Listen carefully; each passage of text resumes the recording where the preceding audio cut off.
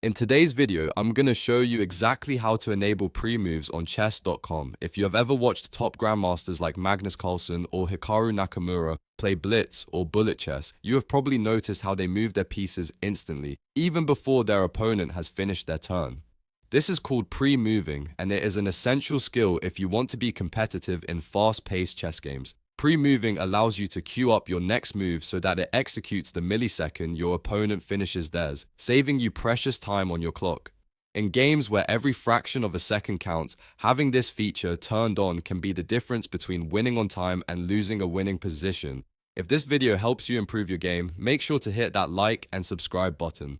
Alright, let's get started with the step-by-step process. First, you need to be logged into your chess.com account on your desktop browser. Once you are on the home dashboard, look at the bottom left corner of the screen where the main navigation sidebar is located. You will see a small cogwheel icon which represents your settings. Click on that settings icon to open up the quick menu. From the pop-up options that appear, you want to click on the button that says All Settings. This will take you to the comprehensive configuration page where you can customize every aspect of your chess experience. Once the full settings page loads, look at the menu on the left-hand side of the screen. You will see various categories like Profile, Account, and Privacy. Scroll down until you find the Gameplay section. Click on Gameplay to open up the specific options for how your matches are handled. This is where all the magic happens for your board behavior. Inside the Gameplay menu, look for the Play section. You will see a list of toggle switches for various features like Always Promote to Queen, Piece Animation Speeds, and Move Confirmation. Look specifically for the option labeled Enable Pre-Moves. By default, this might be turned off for newer accounts to prevent accidental moves, but for speed chess, we need this active.